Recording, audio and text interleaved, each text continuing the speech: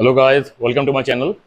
तो आज हम पढ़ने वाले हैं flow control for while, break and continue and pass statements.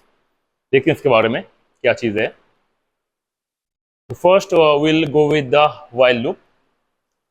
So actually अब सिंटेक्स देखो, आप इसका क्या लिखा हुआ है। व्हाइल टेस्ट एक्सप्रेशन मतलब कंडीशन है, देन बॉडी ऑफ व्हाइल। ठीक है, तो ऐसे काम करता है ये। तो let us give you example. तो एग्जांपल को देखो, क्या लिखा है actually. Program to add natural numbers up to sum 1 + 2 + 3 + n to take input from the user n। मतलब इनपुट लेने का कहा गया, आप ले लेना चाहते हो, बट मैंने एक्चुअली यहाँ पे एज एग्जांपल मैंने प्री डिफाइंड इनपुट लिया हुआ है। So the program ask for summing up the n natural numbers using while loop. ठीक है, तो यहाँ पे n 10 मैंने एक वेरिएबल ले लिया, n वेरिएबल ले लिया, वैल्यू ले लिया। तो initialize of sum and counter, तो एक मैंने एक जो यहाँ पे यहाँ पे एक वेरिएबल सम का ले लिया, 0 i = 1 ले लिया। देखते हैं कहाँ पे काम पे आएगा ये चीज। तो व्हाइल i <= n, तो i की वैल्यू यहाँ पे 1 है, n की वैल्यू क्या है यहाँ पे 10 है ना। तो sum is sum plus i। ठीक है, तो क्या हो रहा है कि यहाँ पे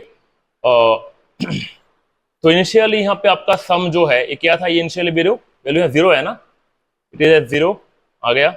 और जो आपका जो यहाँ पे जो i है, i की वैल्यू क्या आ गया इनिशियली 1 आ गया। ठीक है, तो यहाँ पे सम 0 + 1, मेरा न्यू सम कितना आ गया 1 आ गया, मेरा न्यू सम। ठीक है जी, फिर मैंने यहाँ पे एक i बढ़ा दिया, इंक्रीमेंट कर दिया। i = i + 1 मतलब इंक्रीमेंटेड बाई 1। तो इनिशियली i यहाँ पे मेरा क्या था 1 था, तो यहाँ पे मेरा 1 + 1 2, न्यू i क्या आ गया 2। तो यहाँ पे फिर ये दोबारा घूम के यहाँ पे आ जाएगा। तो यहाँ पे नाउ 2 <= n मतलब 10 ट्रू है। फिर अंदर आएंगे सम, हमको क्या था 1, तो ये 1 मतलब ये जो 1 है, ये 1 यहाँ पे फिर से 1 आ गया। ठीक है, प्लस i का वैल्यू अब क्या बन गया अभी 2, तो 2 यहाँ पे यहाँ से आया था। तो 1 + 2, नया सम क्या आ गया मेरा 3 आ गया। तो नाउ दिस इज 3 और दिस इज 3। ठीक है, तो नीचे मेरा यहाँ पे अभी i जो था 2 था ना, ये i 2 था। तो यहाँ पे 2 + 1 न्यू i क्या आ गया मेरा 3। ठीक है, 3 वापस घूम के यहाँ पे i पे जाएगा, तो 3 < 10 कितना आ गया ट्रू, ट्रू है। नीचे आ गया, तो ये सम चेंज होकर आ गया 3, और यहाँ पे i क्या हो गया मेरा 3, तो 3 + 3 6, ऐसे बढ़ता रहेगा जब तक ये n तक ना पहुंच जाए। ठीक है, तो अल्टीमेट रिजल्ट आ रहा है 55। दैट्स हाउ पहले वर्क्स। आपको याद रखना है, जो पहले भी कहा था, इंडेंटेशन मतलब जो भी कोड में ये चीज आ रहा है, मतलब ये इंडेंटेशन का पार्ट है। मतलब ये बताता है कि ये जो चीज है ये बिलोंग टू व्हाइल लूप के अंडर आता है। मतलब ये जो लाइन है, ये दोनों लाइन व्हाइल लूप के अंडर आ रहा है। जब तक ये ट्रू होगा ये काम चलते रहेंगे, जब फॉल्स हो जाएगा वो बाहर हो जाएगा। ठीक है, दैट्स हाउ इट वर्क्ड। तो यही है व्हाइल लूप का फंडा, बहुत इजी है। इसे फॉर लूप की जगह पे आप व्हाइल लूप यूज कर सकते हो, बस आपको ये लाइन एक्स्ट्रा यूज करनी है। दिखाता हूं आपको फॉर लूप की, जो प्रोग्राम आप फॉर लूप में कर रहे हो, सेम प्रोग्राम को आप व्हाइल से भी कर सकते हो, बस you need a increment, that's it. अगर आप ये लगा दोगे व्हाइल लूप में, तो वो पूरा का पूरा सीन फॉर लूप के साथ मैच हो जाएगा। फॉर लूप क्या करती है, ऑटोमेटिकली इंक्रीमेंट करती है ना, तो वही काम व्हाइल लूप यहाँ पे इस लाइन के द्वारा कर रही है। ठीक है, वही सिंपल सा डिफरेंस है, बाकी सब कुछ नॉर्मल यही है।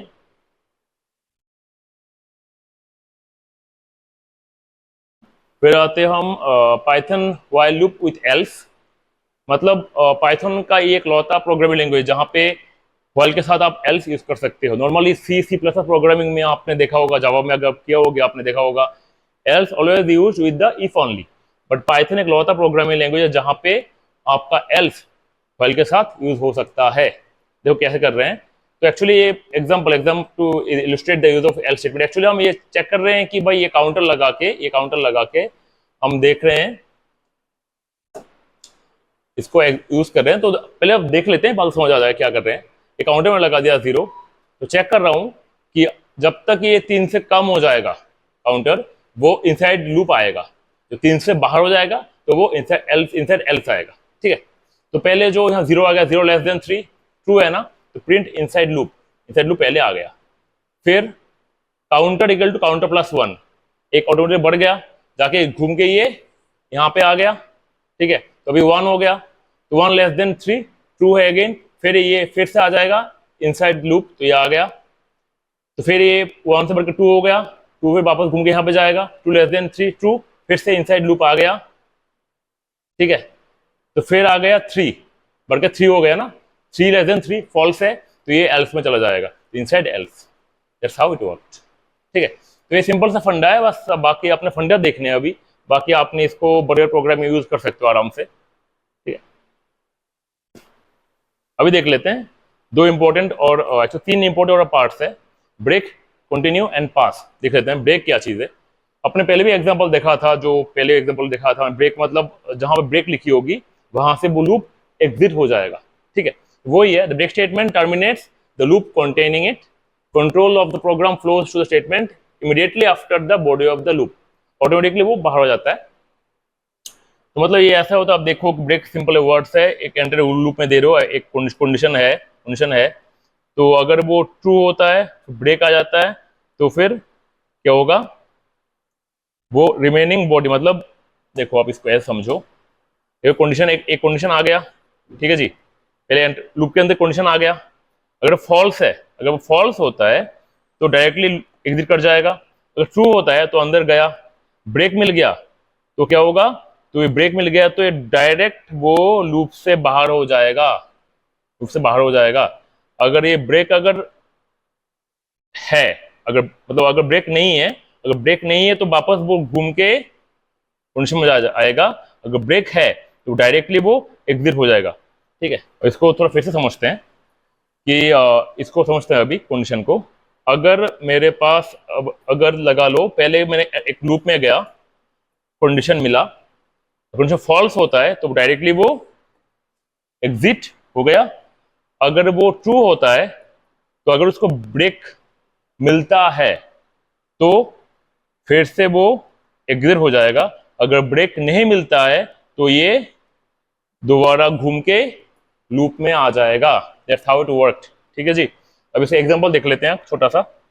देखो यहाँ पे छोटा सा एक बताया हुआ है कॉन्सेप्ट कि यहाँ पे कहा हुआ है कि अगर जैसे लगा लो एक for variable in sequence if condition, अगर ब्रेक मिल गया क्या होगा, वो डायरेक्टली वो इससे बाहर आ जाएगा, कोड आउटसाइड द लूप बाहर आ जाएगा।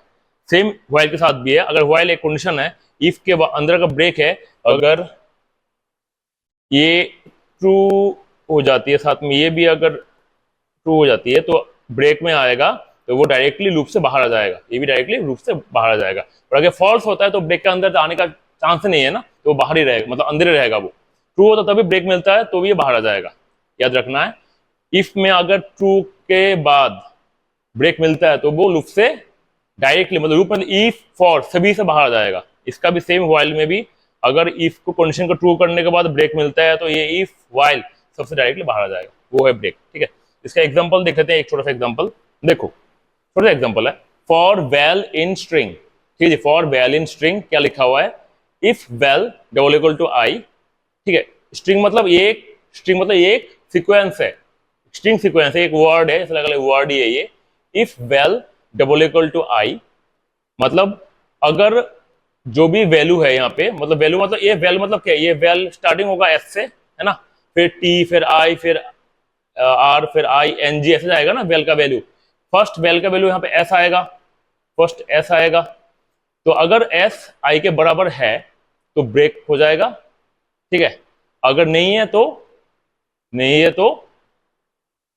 डायरेक्टली यह प्रिंट होगा, मतलब अगर इफ ट्रू होता है तो ब्रेक होगा, अगर इफ फॉल्स होता है तो ये डायरेक्टली प्रिंट, क्योंकि देखो ये जो लाइन है ये एक ही लाइन पे है, मतलब ये जो लाइन है it is not dependent on this if statement. तो मतलब अब ये ऐसा है कि फॉर वैल्यू से पहले देखो वेल का वैल्यू एस आ गया, तो if s double equal to i, यहाँ पे ये ट्रू हुआ क्या, नहीं है ना, तो ये अंदर जाएगा ही नहीं, ब्रेक में जाएगा ही नहीं, तो डायरेक्टली प्रिंट आएगा, प्रिंट आके एस प्रिंट कर देगा, ठीक है। फिर आपका फॉर घूम के टी में आ गया, टी में आ गया, तो टी आई है क्या, नहीं है, फिर दोबारा इसमें जाएगा प्रिंट वेल, टी में आ गया। फिर आर आई है क्या, आर आई नहीं है, फिर प्रिंट में जाएगा, फिर यहाँ पे आर आ गया, फिर आ गया आई, आई आई है क्या, है, तो यहाँ पे ब्रेक मिल जाएगा। तो ब्रेक मिलने के बाद वो डायरेक्टली बाहर, कोड से बाहर ओके इस लाइन पे आएगा, दी एंड, दी एंड प्रिंट हो गया। ठीक है, यही है। तो यहाँ पे बस जब आई मिल गया तो ये ब्रेक हो गया, बाहर आ गया, लूप से बाहर आके ये लाइन में पहुंच गया, दी एंड।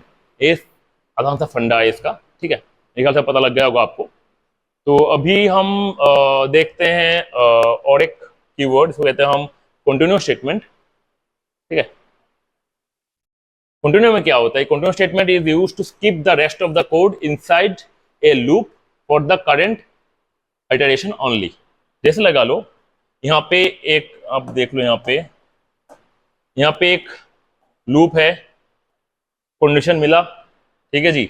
अगर फॉल्स होता है डायरेक्ट बाहर, अगर ट्रू होता है, कंटिन्यू अगर मिलता है तो कंटिन्यू मिलता है तो ये यहां से इसके नीचे वाला कोई भी कोड एग्जीक्यूट नहीं होगा, डायरेक्टली फिर घूम के आ जाएगा फिर कंडीशन में। तो कंटिन्यू नहीं है तो डायरेक्टली रिमेनिंग ऑफ बाकी जो भी कोड है वो सारे एग्जीक्यूट कर देगा। मतलब जहां पे कंटिन्यू मिलता है, कंटिन्यू के नीचे वाला कोई भी कोड एग्जीक्यूट नहीं होता, कंटिन्यू मिलने के बाद। कंटिन्यू नहीं होता है तो आप नीचे वाले सारे कोड को एग्जीक्यूट करने के बाद ही दोबारा जाते हो कंडीशन पे। और तो फिर समझो इसको, फिर समझो आप इसको। तो मैंने क्या कहा, पहले आप लूप में गए, कंडीशन मिला, अगर वो फॉल्स होता है तो डायरेक्टली आप लूप से बाहर एग्जिट लूप में आ गए। पर अगर ये ट्रू होता है, इसका अगर आपको कंटिन्यू स्टेटमेंट मिलता है तो इसके नीचे अगर कुछ भी लिखी होगी स्टेटमेंट, वो एग्जीक्यूट नहीं होगा। क्या होगा, वो डायरेक्टली वो वहां से घूम के आ जाएगा कहां पे, कंडीशन पे। पर अगर कंटिन्यू नहीं है तो कंटिन्यू अगर नहीं है तो बाकी ये सीधा सीधा नीचे सारे के सारे कोड को एग्जीक्यूट करने के बाद ही वापस जाएगा। ठीक है, वो है फंडा। इसे एग्जांपल देख लेते हैं, पता लग जाएगा हमें। ये देखो आप कंटिन्यू स्टेटमेंट। तो एग्जांपल क्या है, पहले इसको देख लेते हैं लॉजिक को। For well in sequence, for well word in sequence if condition, अगर वो ट्रू होता है, अगर ये वो ट्रू होता है तो कंटिन्यू के बाद कंटिन्यू आ गया तो इसके नीचे वाले सारे कोड्स एग्जीक्यूट नहीं होंगे, वो यहां से वापस घूम के चला जाएगा फॉर के लूप में। सेम हिसाब से व्हाइल का भी, अगर यहाँ पे ये ट्रू होता है तो वो इसके नीचे वाले कोड्स एग्जीक्यूट नहीं होंगे, तो कंटिन्यू से वापस वो आ जाएगा व्हाइल के स्टेटमेंट पे। ठीक है, ये है फंडा। अभी हम एग्जांपल देखते हैं। ठीक है, अब एग्जांपल देखो। For val in string if val double equal to i, पहला वाला ही है तो देख लेते हैं। पहले जो वैल यहाँ पहला वैल का वैल्यू जो है यहाँ पे आपका, पहला जो वैल का वैल्यू यहाँ पे आपका ये एस आ गया। ठीक है, एस आई है क्या, नहीं है, तो आपका जो ये प्रिंट वैल ये एग्जीक्यूट कर जाएगा, तो एस आ गया। फिर टी, फिर टी, फिर आपका टी, टी आई है क्या, नहीं है, तो ये फिर टी एग्जीक्यूट कर गया। फिर आर क्या है, आर, आर आई है क्या, नहीं है, फिर एग्जीक्यूट कर जाएगा। आई, आई आई है, अगर आई आई है, कंटिन्यू लिखा हुआ है, ठीक है ना, कंटिन्यू लिखा हुआ है मतलब, तो ये इसके नीचे नहीं आएगा अभी ये यहां से ही वापस यहां पहुंच जाएगा। तो मतलब प्रिंट नहीं हुआ यहाँ पे, ये आई स्किप मर गया, वापस पहुंच गया। तो वैलिन फिर से एन, एन आई है क्या, नहीं है, तो नीचे फिर से एन प्रिंट हो गया। फिर जी आई नहीं है तो फिर जी प्रिंट हो गया। प्रिंट खत्म, ये फॉर लूप खत्म, लास्ट में दी एंड प्रिंट हो गया। पता लगा ये चीज? फिर समझते हैं एक बार, फिर से देखते हैं। देखो क्या फंडा था, पहले देख लेते हैं हम। ये एक ही लाइन पे, मतलब ये प्रिंट इसके डिपेंडेंट नहीं है। ठीक है जी, तो पहले यहाँ पे बेल का वैल्यू, जो बेल यहाँ पहले एस आ गया, पहले की तरफ से पहले यहाँ पे एस आ गया, बेल का पहले एस है, एस आई है क्या, नहीं है, तो कंटिन्यू पे नहीं आएगा, डायरेक्टली यहाँ पे आएगा, तो एस प्रिंट हो गया। ओके, टी, इसके बाद टी, इसके बाद टी, तो इसके बाद टी आ गया, तो टी आई है क्या, नहीं है, दोबारा फिर से यहाँ टी प्रिंट हो गया। फिर आर आई है क्या, नहीं है, आर प्रिंट हो गया। फिर आई आई है, तो यहाँ पे ये कंटिन्यू पे आई आई है, तो यहाँ पे कंटिन्यू स्टेटमेंट में आ गया। कंटिन्यू मतलब क्या है, इसके नीचे वाला जो कोड है, कंटिन्यू का मतलब है इसके नीचे वाले जो, कंटिन्यू का मतलब है इसके नीचे वाले जो कोड है वो काम नहीं करेंगे, वो कंटिन्यू से ही वापस फॉर लूप में जाएगा। मतलब अभी आई मिल गया था तो आई प्रिंट नहीं होगा, तो इस कंटिन्यू नीचे वाला काम नहीं करेगा ना, तो आई प्रिंट नहीं होगा। तो फिर जाएगा एन में, एन आई है क्या, नहीं है, तो एन प्रिंट हो गया। फिर जी आई है क्या, नहीं है, तो फिर जी प्रिंट हो गया। सारे खत्म, लास्ट में दी एंड प्रिंट हो गया। That's how continue function works. ठीक है, बहुत आसान सा कॉन्सेप्ट है, तो मेरे ख्याल से आपको समझ आ गया होगा। फिर हम आते हैं पास स्टेटमेंट में। पास क्या होता है कि कभी ऐसा होता है कि आप प्रोग्रामिंग में कोई एक ऐसा कोड के लिए जगह रखी होती है जहां पे आप चाहते हो कि आगे जाके आपने कोई कोड पुट करना है। मतलब अभी आपको कोड नहीं लिखना है, आगे जाके आपने कोई कोड पुट करना है, तो अभी के लिए आपने इसको ब्लैंक रखना है। पर लूप भी रहेगा, लूप रहेगा, लूप का लाइन रहेगा, पर इसके अंदर कोई स्टेटमेंट नहीं होगा। और इसको ब्लैंक रखोगे, बाद में आप कभी भी कोई वैल्यू, कोई स्टेटमेंट पुट कर दोगे। इसके लिए पास स्टेटमेंट यूज होता है। पास कैसे काम करता है वो दिखाता हूं। ऐसे देखो, मैंने यहाँ पे एक सीक्वेंस लिया हुआ, मैंने एक वेरिएबल लिया sequence, for value in sequence लेके मैंने पास दिया हुआ है। मतलब क्या है कि मतलब इसके नीचे अभी जो कोड है, अभी मैं कोई कोड नहीं लिखने की जरूरत नहीं है, या अभी मैं नहीं चाहता हूं कोई कोड लिखना, बाद में लिखूंगा, इन फ्यूचर कोड लिखना है। अभी के लिए मैंने इसको एक जगह रखा हुआ है कि हाँ यहाँ पे मैंने आगे कुछ लिखना है, फ्यूचर में कुछ लिखना है। तो इस करके अगर इसको कोई एरर ना आए, इसलिए मैंने पास लिख के वो निकल गया। पास लिखने से क्या होता है कि वो सीक्वेंस जो, मतलब जो जो रूल है, वो रूल इंटेक्ट रह जाता है। मतलब आपका जो एक होता है इंडेंटेशन पार्ट, इंडेंटेशन यहाँ पे जो है वो दिखाने के लिए होता है। पास होता है वर्ड इसलिए लिखा हमने कि भाई पास लिखना मतलब है इसमें आगे हम फ्यूचर में कुछ लिखने वाले हैं या कुछ लिखेंगे, अभी कुछ नहीं लिख रहे हैं, तो पास करके हम आगे बढ़ जाएंगे, तो इसका कोई एरर नहीं आएगा। सिंपली यही फंडा होता है पास के लिए। सेम फंक्शन आप अप्लाई कर सकते हो, डेफ में यूज कर सकते हो, you can use in the def में यूज कर सकते हो, क्लास में यूज कर सकते हो। ठीक है, आगे हम पढ़ने वाले हैं फंक्शंस के स्टाइल्स और क्लास के भी, फंक्शंस की क्या चीज़ है, क्लास क्या चीज़ है, वो वहाँ पे पास हम यूज कर सकते हैं। ठीक है, तो अभी के लिए फ्लो कंट्रोल में पास खत्म हो गया, तो जाएंगे अगले टॉपिक में। तो अगर आपको ये वीडियो अच्छी लगी तो please like, comment and share and subscribe करना मत भूलना, and please click the bell icon for the upcoming videos. मिलते हैं अगले वीडियो के साथ।